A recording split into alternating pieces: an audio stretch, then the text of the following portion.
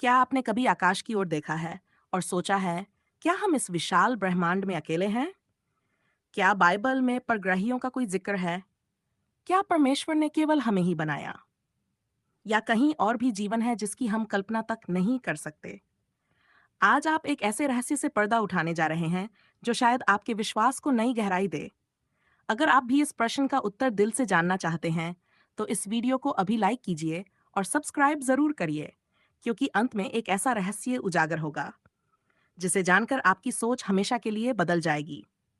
चलिए अब बाइबल की रोशनी में इस अद्भुत रहस्य से मिलते हैं।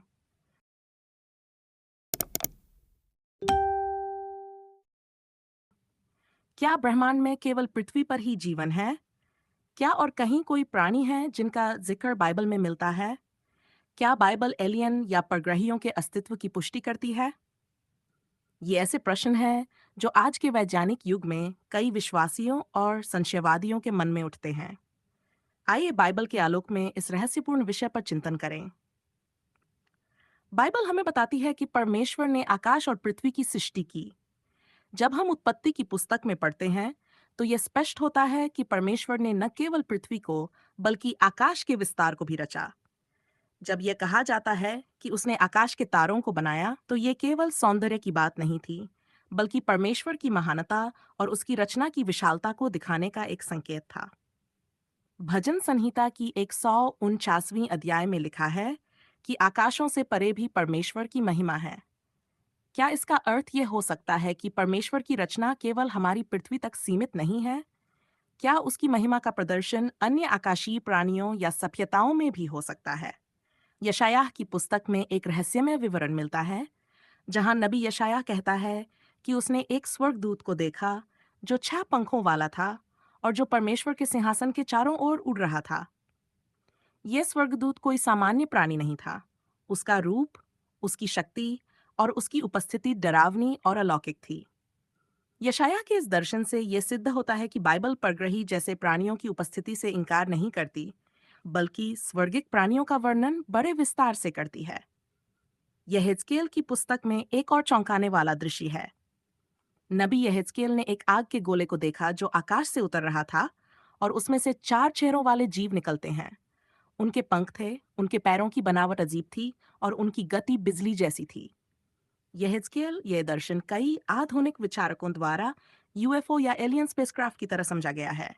हालांकि बाइबल उन्हें जीव या स्वर्गिक प्राणी कहती है, परंतु उनका विवरण पृथ्वी के किसी भी प्राणी से बिल्कुल अलग है। दूसरी ओर कुलुस्सियों की पुस्तक में लिखा है कि परमेश्वर ने सब वस्तुएं बनाई जो दिखाई देती हैं और जो नहीं दिखाई देती।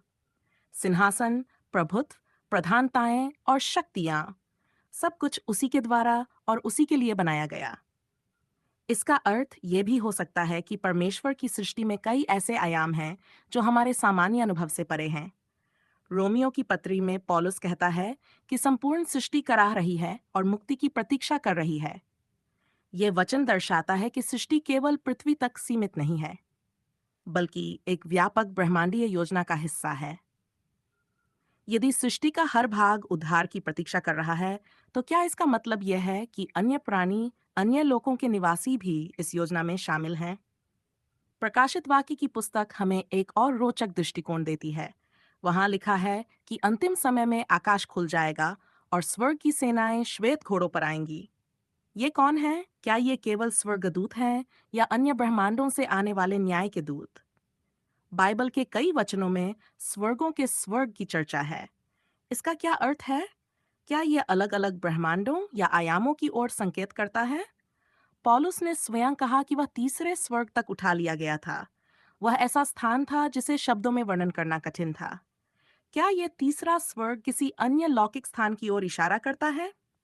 बाइबल यह स्पष्ट करती है कि मनुष्य परमेश्वर की छवि में बनाया गया है, परंतु इसका अर्थ यह नहीं कि केवल पृथ्वी पर मनुष्य ही है। हो सकता है परमेश्वर ने अन्य लोकों में भी अपनी छवि वाले प्राणी बनाए हों, जो उसके प्रेम, जान और न्याय को समझते और सम्मान देते हों। फिर भी बाइबल में कहीं यह स्पष्ट नहीं कहा गया कि दूसरे ग्रहों पर जीवन है या नहीं। लेकिन यह भी सत्य है कि परमेश्वर की सृष्टि असीम है और वह किसी भी सीमाओं में बंधा नहीं है। विज्ञान हर दिन नए ग्रहों की खोज कर रहा है, जीवन के नए रूपों की संभावना बढ़ रही है, और ये सब बाइबल की उस बात की पुष्टि करता है कि परमेश्वर की अदृश्य वस्तुएं, जो सृष्टि के आरंभ से उसके कार्यों के द्वारा प्रकट होती रही हैं, उसकी अनंत सामर्थ्य और परमेश्वरत्व को दिखाती हैं। ये भी महत्वपूर्ण है कि हम एलियन या परग्रहियों की धारणा को डर या विरोध की दृष्टि से न देखें, बल्कि परमेश्वर की अद्भुत रचना का हिस्सा मानें। बाइबल हमें यह सिखाती है कि हम प्रेम, विश्वास और न्याय के साथ जिएं, चाहे हम पृथ्वी पर हों या किसी अन्य लोक में।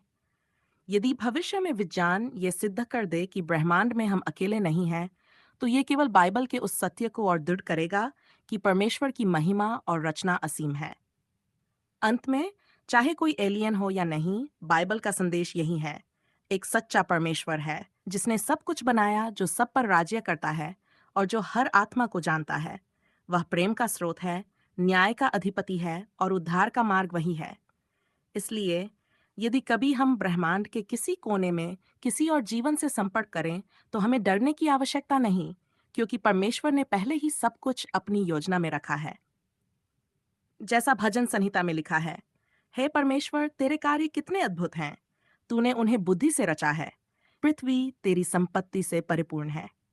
ब्रह्मांड चाहे जितना भी विशाल हो, उसमें हर जीवन परमेश्वर के प्रेम की एक झलक है।